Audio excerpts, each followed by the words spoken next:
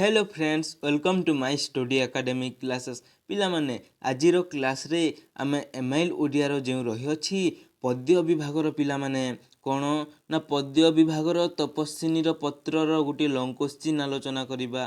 ठीक अछि एही तपस्विनीर पत्र कवितार सारमर्म कथा पिले एही सारमर्म जोटा कि पढ़िबो तुमर एही तपस्विनी पत्रर जो भी लंग क्वेश्चन पढ़ुना कहीं तुमे गोटे लंग क्वेश्चन लिखि पारिबो कारण मु समस्त लंग क्वेश्चन टी को बेस करी गोटे लंग क्वेश्चन तैयारी करिछि जहा फल तुम मानू लिखिबारे और बुझिबारे सहज हेबो।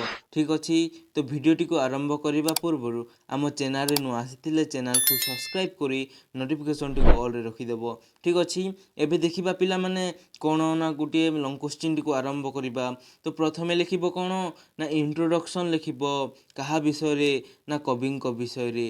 ठीक अछि तो देखो कोन लिखिबो अनन्य अनबद्य शक्य सृष्टि संभार नहीं ओडिया पद्य साहित्यर जड़े स्वभाव कवि जे कि किए पिला माने ना गंगाधर मेहेर। ठीक अच्छे से 1862 मसीहा अगस्ट 9 तारिख श्रावण पूर्णिमा तिथि बरगड़ जिलार बोरपाली ग्राम जन्म ग्रहण करते कौठारे ओ केते तारिख अगस्ट 9 तारिख श्रावण पूर्णिमा तिथि बरगड़ जिलार पिला माने बोरपाली ग्राम जन्म ग्रहण करथिले। तांको पितांको नाम होउची कौन ना चैतन्य मेहेर और माता होउचंती पिला माने सेवती देवी।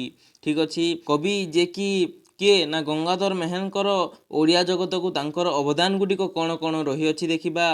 तांकर रचना गुडिक मध्यरे इंदुमती कीचकवध तपस्विनी प्रणय बल्लरी पद्मिनी कौन ना इत्यादि स्मरणीय पिला माने एतिकी लिखिदेव। आउ कौन ना कविंकर एही तपस्विनीर पत्र कविताटी कविंकर रचित कौठारे आसी अछि ना तपस्विनी काव्यरु आसी अछि पिला माने एही तपस्विनीर पत्र कविताटी तपस्विनी काव्य जो रही अछि सेथिरु आसी अछि। ठीक अछि तो एबे देखो कौन अछि राजा रामचंद्रଙ୍କ द्वारा निर्वासिता सीता वाल्मीकि आश्रम अवसान करुथिबा बेले से खबर पाइले जे कौन खबर पाइछंती सीता देखो केते बेले ना सीता जेते बेले वाल्मीकि आश्रम अवसान करुथिले सेते बेले कौन ना खबर पाइथिले कौन खबर पाइथिले ना श्री रामचंद्र अयोध्या रे अश्वमेध यज्ञर आयोजन करुथिले। ठीक अछि किए ना श्री रामचंद्र अयोध्या रे अश्वमेध यज्ञर आयोजन करुथिले सेते बेले सीतांक मन रे संदेह जात हैला पिला माने कौन ना सेते बेले कौन होइची ना सीतांक मन रे संदेह जात होइची से संदेहटी कौन देखिबा एबे से मने मने भाबिछंती जे कौन ना एक पत्नी व्रत अवलंबन करिथिबा श्री रामचंद्र द्वितीय पत्नी किपरि ग्रहण करिले कारण एही अश्वमेध यज्ञटी स्त्री बिना असंभव तेणु तांको मनरे संदेह जात हैला ना श्री रामचंद्र द्वितीय पत्नी ग्रहण करि दैछंती। तेणु आउरी कौन कुआ जाइछि देखो तेणु संदेही मनरे श्री रामचंद्र निकटकू एक पत्र लिखिछंती किए ना सीता किंतु कौन ना संदेही मनरे पत्र लिखिथिले मध्य श्री रामचंद्रंकर वंदन गान करिबा पई मध्य से भूली नाहांती किए ना सीता जेतेबेले संदेही मनरे पत्र लिखुछंती श्री रामचंद्र निकटकू ताहले कौन होइची ना सही संदेही मनरे लिखुथिले मध्य श्री रामचंद्रंकर कौन ना गुणगान अर्थात कौन ना वंदना गान करिबा पई मध्य से भूली नाहांती सीता। ठीक अछि कौन वंदना गान करिछंती देखिबा हे श्री रामचंद्र तुम्हें शरणागत मानू आश्रय दे निजर जशबाना उड़ेछंती अर्थात कौन पिला माने ना निजर शरणागत निजर भक्त मानू आश्रय देछ निजर जशबाना को उड़ेछ जी शत्रु रूपक गजर अंकुश परी अर्थात कौन ना गज को जेपरी अंकुशरे आयत करा जाई पारे सही परी शत्रु मानू जे आयत करी रखिछंती से होचंती किए ना श्री रामचंद्र पिला माने।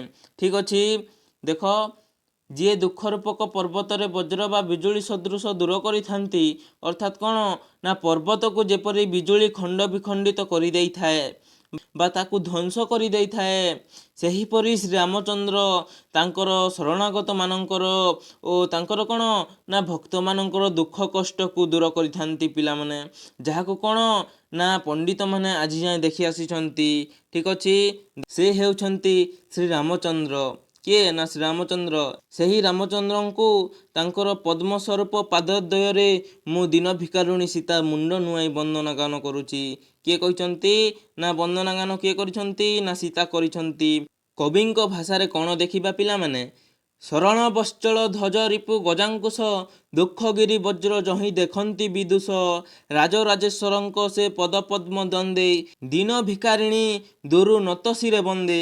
ଦେଖ ପିଲାମାନେ, ଏଇଟାକୁ ଆମେ ପୂର୍ବେ ଏବେ ଉପରେ ଆଲୋଚନା କରିସାରିଛୁ। ଏବେ ଦେଖିବା କ'ଣ ଅଛି, ନେକ୍ସଟ କ'ଣ ଅଛି ଦେଖ ପିଲାମାନେ।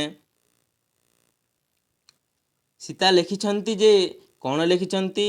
ହେ ଶ୍ରୀ ରାମଚନ୍ଦ୍ର, ତୁମେ ଯେଉଁ ମହାଯଜ୍ଞ କରିବ ବୋଲି ଯେଉଁ ସଂକଳ୍ପ ନେଇଛ, କ'ଣ ନା ଯେଉଁ ସଂକଳ୍ପ ନେଇଛ ମହାଯଜ୍ଞ କରିବା ପାଇଁ, ନିଶ୍ଚିତ ଭାବରେ କ'ଣ ହେବ ନା ତୁମ ବାମ ପାର୍ଶ୍ୱରେ ଯେଉଁ ନୂଆ ସ୍ତ୍ରୀ ବା ନବବଧୂ ଶୋଭା ପାଉଥିବ, କ'ଣ ନା ଗୋଟିଏ ନୂଆ ସ୍ତ୍ରୀ ବା ନୂଆ ନବବଧୂଟିଏ ଶୋଭା ପାଉଥିବ ଏବଂ ମୁଗ୍ଧବଧୂକୁ ଆହୁରି ମୁଗ୍ଧ କରିବା ପାଇଁ ପ୍ରଜାମାନଙ୍କୁ କ'ଣ କରୁଥିବ ନା ଧନ ରତ୍ନ ପାଟବସ୍ତ୍ର ଦାନ କରୁଥିବ।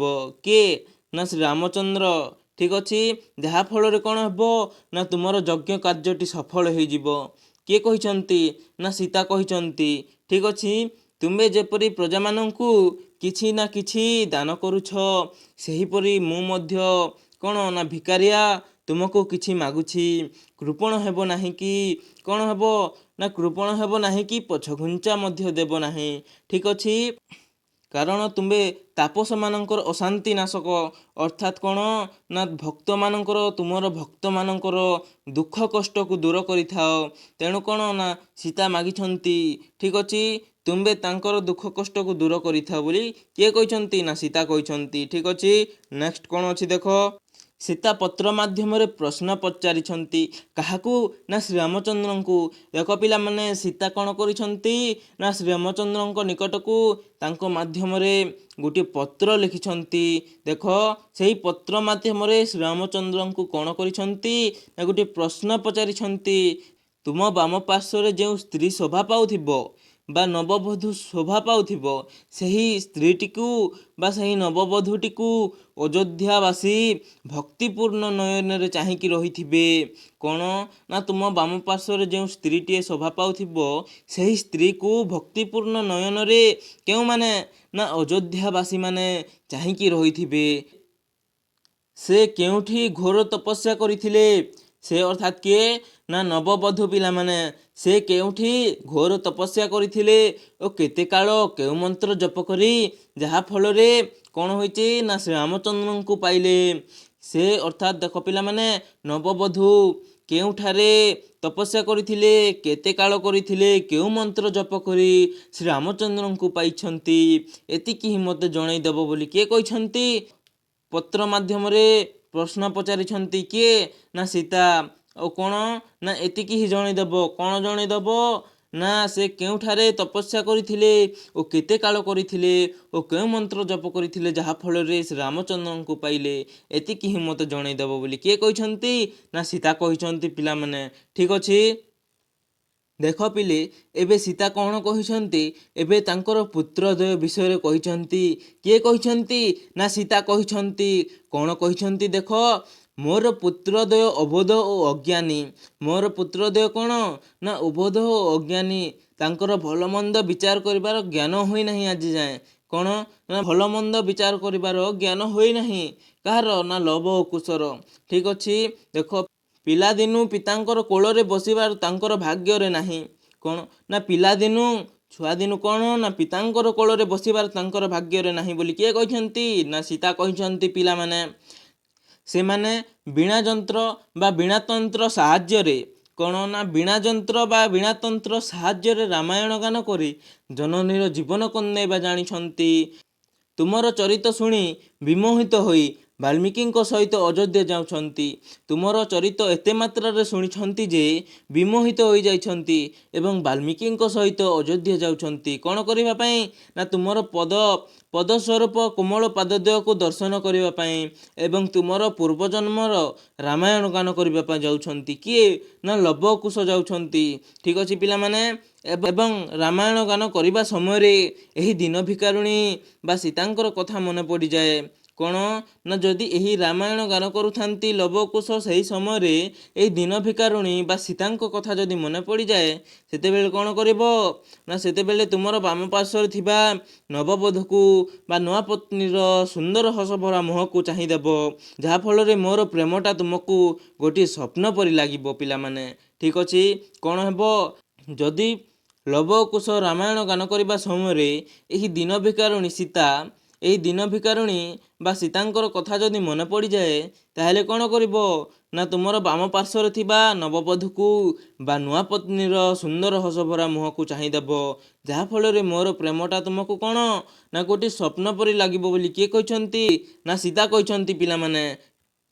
ଆହୁରି କ'ଣ କୁହାଯାଇଛି ଦେଖ, ସୀତା ହୃଦୟ ବିକଳରେ ପତ୍ର ଲେଖୁଥାନ୍ତି ରାମଚନ୍ଦ୍ରଙ୍କ ଉଦ୍ଦେଶ୍ୟରେ। କ'ଣ ନା ସୀତା ଯେତେବେଳେ ହୃଦୟ ବିକଳରେ ପତ୍ର ଲେଖୁଥାନ୍ତି ରାମଚନ୍ଦ୍ରଙ୍କ ଉଦ୍ଦେଶ୍ୟରେ ସେହି ସମୟରେ ତାଙ୍କ ଆଖିରୁ ଲୁହ ବୋହି ତାଙ୍କର ପତ୍ର ଧୋଇ ହୋଇଯାଇଛି। କାହାର ପିଲାମାନେ ନା ଦେଖ ସୀତାଙ୍କ ଆଖିରୁ ଲୁହ ବୋହି ସେହି ପତ୍ରଟି ଯେଉଁ ଲେଖୁଥିଲେ ରାମଚନ୍ଦ୍ରଙ୍କ ଉଦ୍ଦେଶ୍ୟରେ ସେହି ପତ୍ରଟି ଧୋଇ ହୋଇଯାଇଛି। ଠିକ୍ ଅଛି, ସେହି ସମୟରେ ଲବକୁଶ କ'ଣ ନା ହସି ହସି ପହଞ୍ଚି ଯାଇଛନ୍ତି। ଠିକ୍ ଅଛି ପିଲାମାନେ, ଏହି ଗଙ୍ଗାଧର ମେହେରଙ୍କର ରଚିତ ତପସ୍ୱିନୀର ପତ୍ରଟି ବେଶ ଭାବରେ ହୃଦୟସ୍ପର୍ଶୀ ଓ ମନମୁଗ୍ଧକର ହୋଇପାରିଛି। ଠିକ୍ ଅଛି, ଏଇଭଳି ଭାବରେ ଲେଖିଦେବ କ'ଣ ନା ଗୋଟିଏ ଲଙ୍ଗ କୋଶ୍ଚିନ୍ ଫୁଲ୍ରୁ ଫୁଲ୍ ନିଶ୍ଚିତ ଭାବରେ 5ର ପିଲାମାନେ 5 ମାର୍କ ମିଳିବ। ଠିକ୍ ଅଛି, କୌଣସି ଟିଚର ମଧ୍ୟ 1 ମାର୍କ ମଧ୍ୟ କାଟିପାରିବେ ନାହିଁ ଏତିକି ଲେଖିବା ପରେ। ଠିକ୍ ଅଛି, ତ ଆଜିର ଭିଡ଼ିଓଟି ଯଦି ଭଲ ଲାଗିଥାଏ ତାହେଲେ ଭିଡ଼ିଓଟିକୁ ଗୋଟେ ଲାଇକ୍ କରିଦେବ, ଚ୍ୟାନେଲରେ ନୂଆ ଆସିଥିଲେ ଚ୍ୟାନେଲକୁ ସବସ୍କ୍ରାଇବ୍ କରି ନୋଟିଫିକେସନଟିକୁ ଅଲ୍ରେ ରଖିଦେବ, ଯାହାଫଳରେ ମୁଁ ଛାଡ଼ୁଥିବା ସମସ୍ତ ଭିଡ଼ିଓ ସର୍ବପ୍ରଥମେ ତୁମ ପାଖକୁ ପହଞ୍ଚି ପାରିବ ଏବଂ ସାଙ୍ଗସାଥିମାନଙ୍କ ମଧ୍ୟରେ ସେୟାର କରିବା ପାଇଁ ମଧ୍ୟ ଭୁଲିବେ ନାହିଁ। Thank you so much. ବନ୍ଦେ ଉତ୍କଳ ଜନନୀ।